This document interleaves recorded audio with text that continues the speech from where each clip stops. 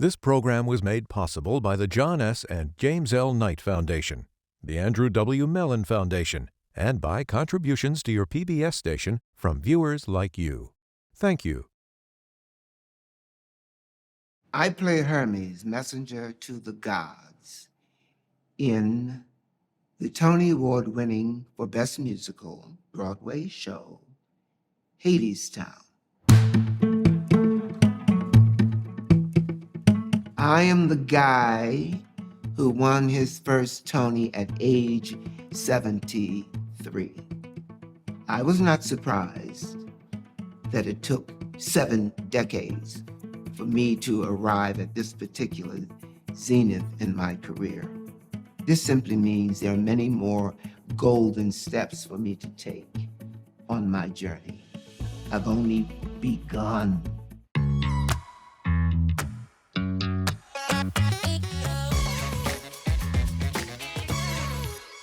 Hi, everyone. This is Beyond the Canvas from the PBS NewsHour. I'm Amna Nawaz. Tonight, it is all about the innovators. Now, you just heard from award-winning actor Andre DeShields, star of the hit Broadway musical Hadestown, in which he plays the Greek god Hermes. And his performance has captivated audiences in New York and beyond since 2019. Also tonight, you'll hear from chef and content creator Joanne Lee Molinaro, groundbreaking comedian Z-Way, musician and singer Arooj Aftab, and architect Julie Bargman. Each of these artists has brought something new to their art form, whether they're making space for conversations about racism through comedy or creating vegan versions of traditional Korean dishes. It is their innovation that challenges expectations, breaks down barriers, and moves us all forward. Now, the people you're about to meet were first featured on the PBS NewsHour. Tonight, you'll meet them on a new canvas and maybe see them and their work through a different lens, right here on Beyond the Canvas. Now, back to this brief but spectacular take from Andre DeShields. I made a vow to myself that if I was going to have any personal success in life, the first thing I had to do was make education my beacon to master the language of those who would oppress me. Why? So that I could always understand what was being said to me and about me, and I could always make myself understood. I'm a hardworking Black man. All audiences enjoy hardworking Black men. Drop on your knee, sweat a little, smile. But the legacy that I'm creating, the legacy that I want people to embrace is Black man majesty. There isn't enough of it in the world. It got smothered during enslavement. It's time for it to come back. My name is Andre DeShields, and this is my brief but spectacular take on living my most authentic life. Like DeShields, Arooj Aftab is finding innovative ways to pull from her own culture and past, but pave her own way into the future. An experimental musician from Pakistan, Aftab brings a creative twist to the traditional Sufi music tradition.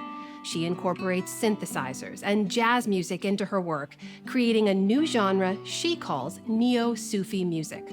PBS NewsHour special correspondent Tom Casciato spoke with Aftab about giving new life to an old art form.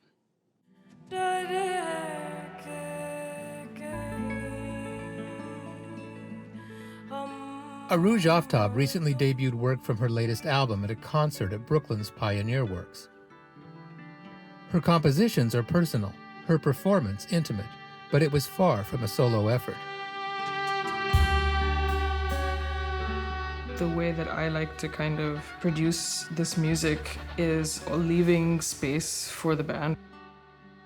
We're all involved in telling a story from this moment the song starts until the very end. Still, the band is executing a vision of which she is in command. To even actually conceptualize a band like that is a creative work. Especially a singer-composer who doesn't actively play an instrument, there is this sentiment in the industry of like kind of discrediting women for the work that they do. You have to kind of overstate that you're not just a singer, you are also the composer, you're also the producer, you're also the arranger. She's also unwilling to let others define her. She sings mostly in Urdu, her lyrics drawn from poetry often centuries old. Her music draws from seemingly everywhere. For example, she'll bring non-traditional instruments like synthesizer and lever harp to a traditional South Asian poetic form like the ghazal. She's even given her style its own name, Neo-Sufi. It's not South Asian classical music with like fused with jazz. It's like it's living in its own world of like a marriage of many roots and heritages. So I was kind of like, I need to like name this right now, you know? Take a hold of it. Yeah. Writing of her recent album, Vulture Prince, the music site Pitchfork said she has as much acclaim to the Western traditions of jazz and experimental electronica as to the folk and classical music of her homeland. The album is dedicated to her younger brother, Maher, who passed away in 2018. When it's a younger sibling, it's almost like you're kind of, if they're young enough, you know, you kind of raise them too. So it's like such a weird sort of loss. Her loss and her art converge in a composition called Dia Hai, its lyrics derived from a poem by the popular 19th century Indian poet Mirza Ghalib.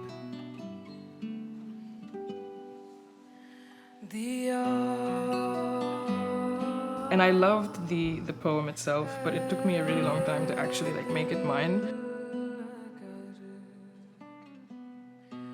When I was workshopping it and trying to figure it out, like I was in Pakistan and I was hanging out with Maher, and so it's the last thing that I really sang to him. And so that kind of felt important to me that I should really just like figure it out and put it in the record.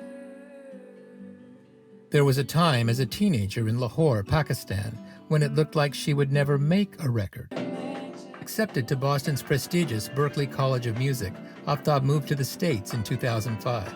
She kept at her goal of becoming a professional musician, but got her degree in music production and engineering. Aftab says for her next album, she'd like to explore the writings of a medieval Indian ruler and warrior called Chand Bibi. She was one of the only and first female feminist warrior, politician, badass who like released an anthology of poems. I like the fact that her work has never been put to song. And do you relate to feminist badass warriors? I think so. I think that, you know, we all probably came from her. Maybe that's where Arooj Aftab came from. Where she's taking her audience is somewhere new. I'm Tom Casciato for the PBS NewsHour in Brooklyn, New York.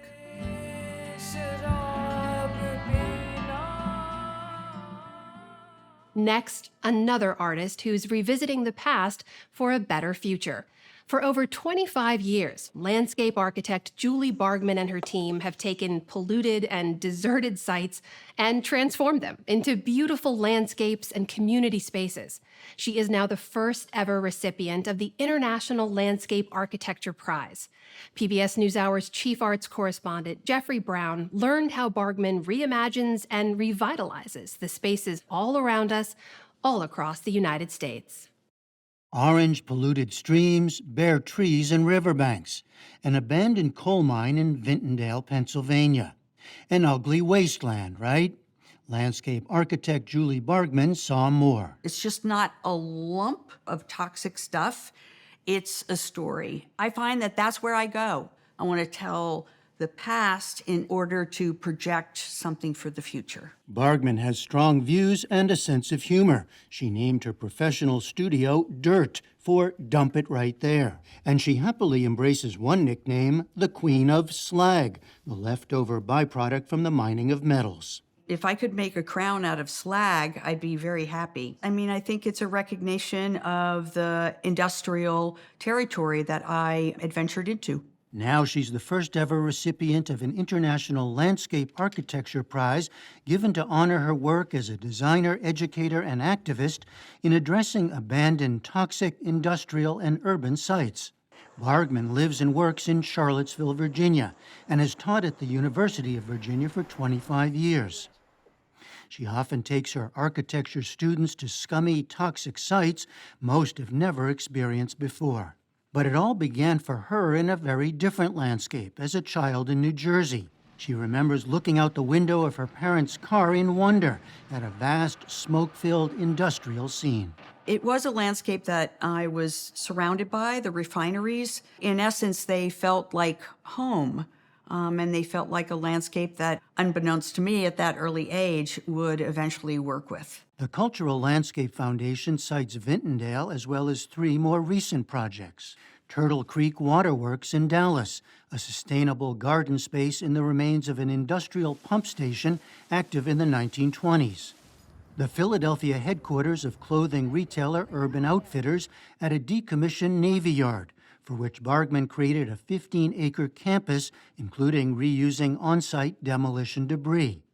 And Core City Park in Detroit, where Bargmann worked with a local developer to turn an unused parking lot into a community space and urban woodland.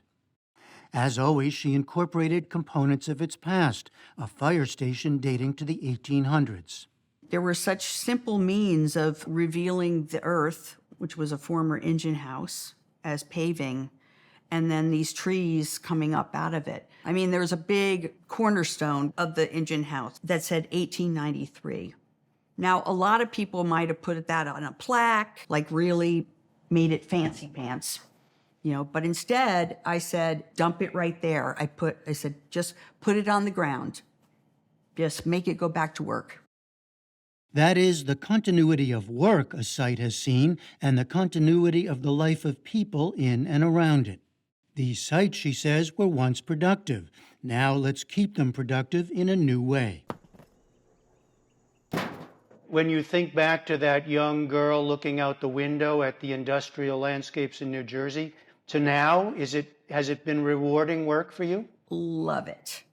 Love it, love it, love it. I am just so happy that for whatever reason, I followed my instinct. It's pretty fun, to be a bit of a pioneer and just and experiencing these amazing, sublime landscapes. So fulfilling, so fulfilling. Julie Bargmann is now embarked on what she calls Dirt 2.0, focused on regenerating currently underused spaces in depopulated cities. For the PBS NewsHour, I'm Jeffrey Brown.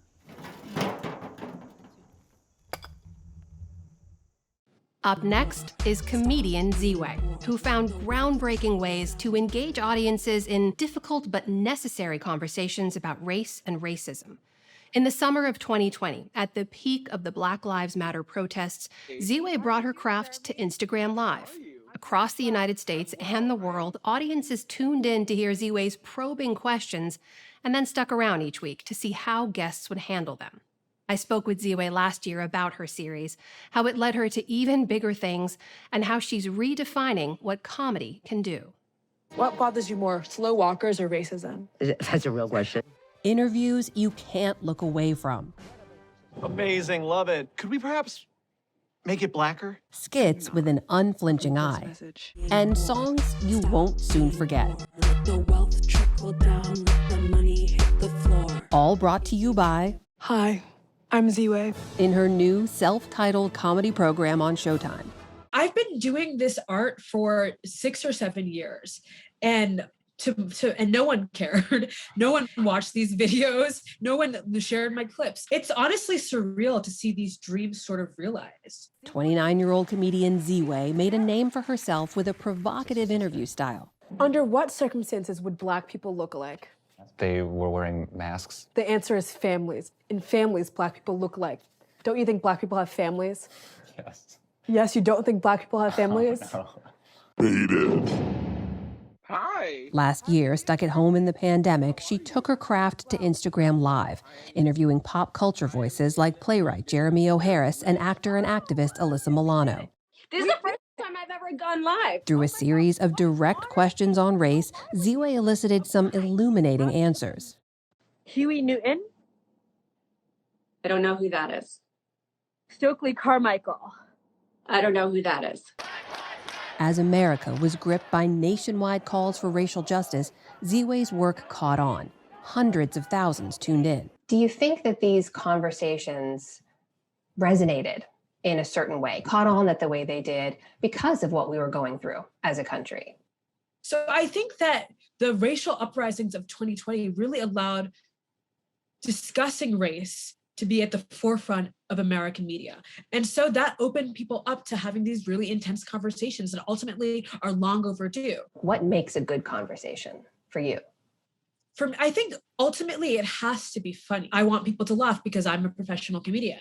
But as far as the actual, the depth of the conversation, all I'm looking for is vulnerability and honesty. And because there's nothing that we can manufacture that is as vital as just everyone putting their cards on the table. Among her guests, some who'd been publicly condemned for controversial comments.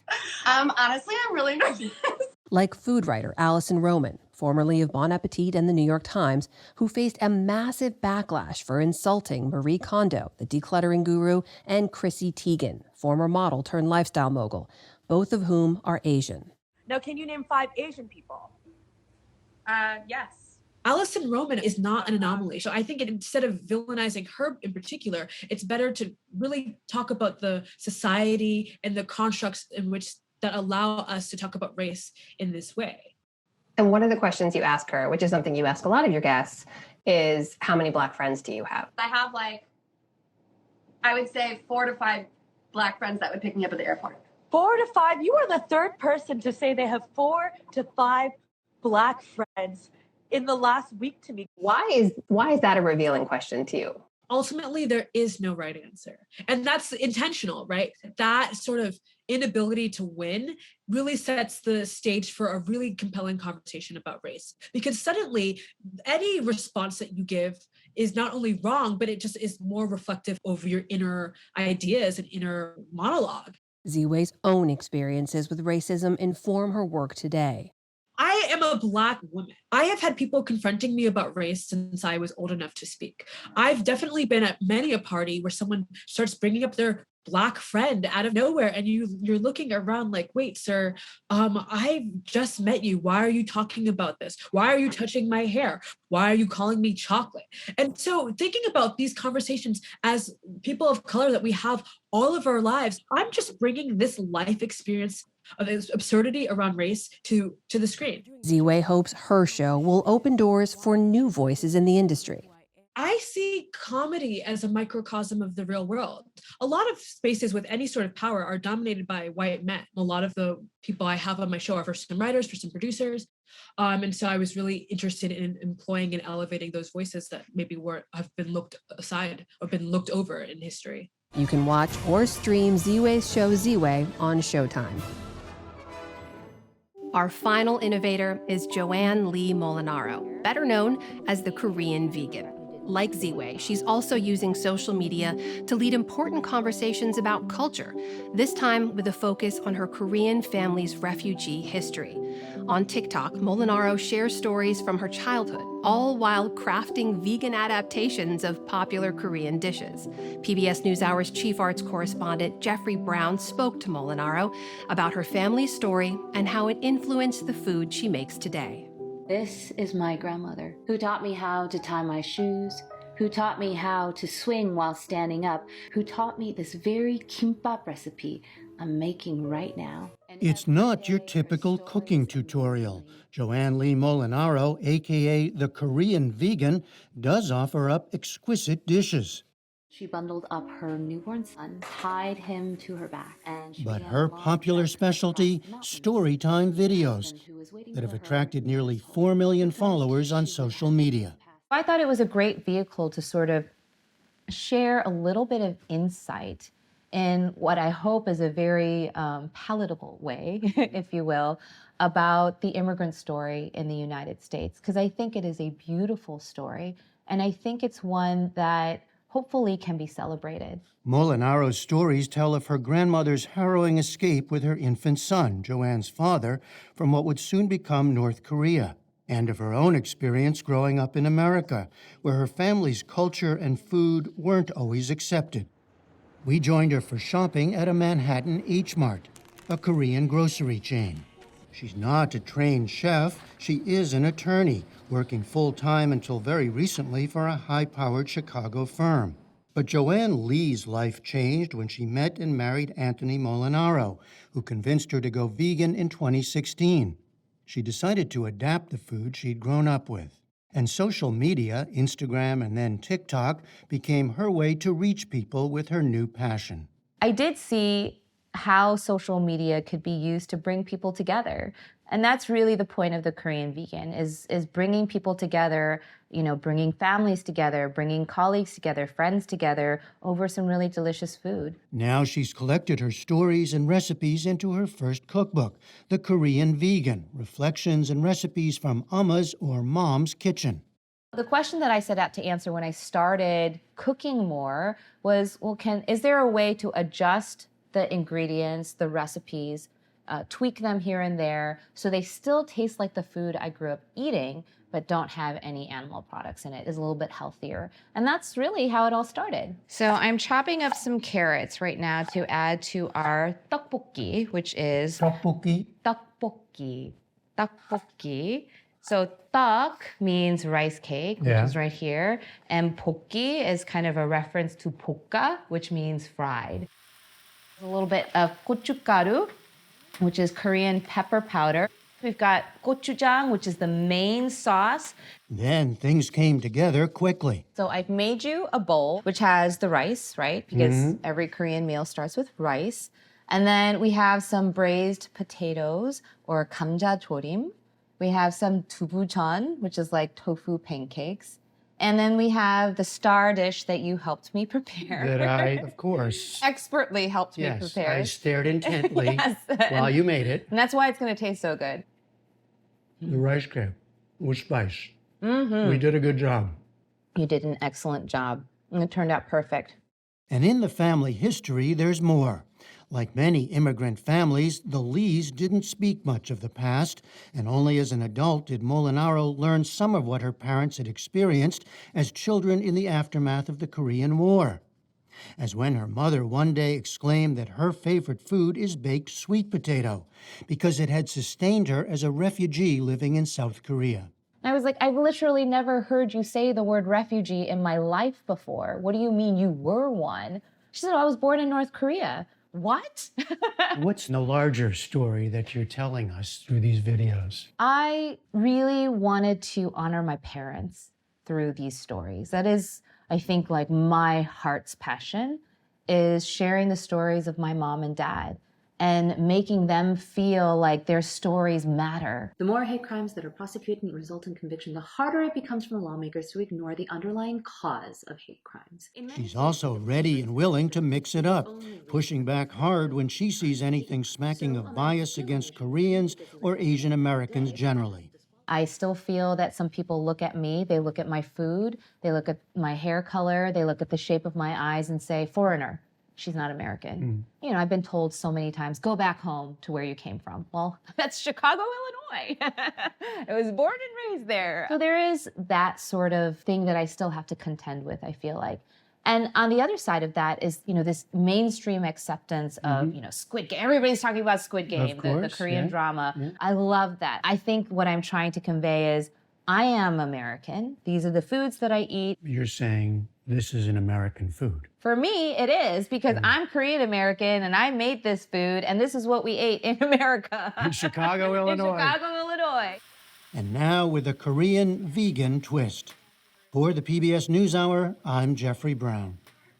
Molinaro and each of the artists we featured tonight are true innovators. They're taking the sights, the sounds, even the tastes of the past and reimagining what they can be today. It's groundbreaking work that changes how we see the world now and how we'll continue to see it for years to come. Tell us what you think about what you've seen. Join the conversation on our website. That's pbs.org/canvas. And find more Canvas art stories on the PBS NewsHour. I'm Amna Nawaz. For all of us at the PBS NewsHour, thanks for joining me here on Beyond the Canvas. We'll see you soon. Coming up on Beyond the Canvas, Peyton Scott Russell, who painted the iconic mural of George Floyd in Minneapolis, is one of the extraordinary artists we focus on next time. I painted it for the community. That's what really street art is all about. It's in English, it's in Urdu. It's an acting piece and a rapping piece. The movements are born from the music.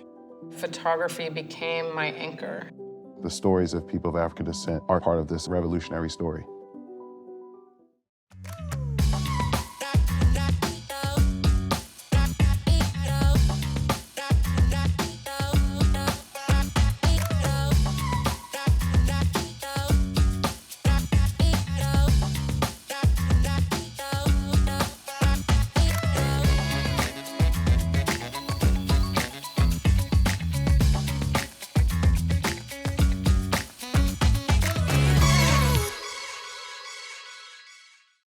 This program was made possible by the John S. and James L. Knight Foundation, the Andrew W. Mellon Foundation, and by contributions to your PBS station from viewers like you.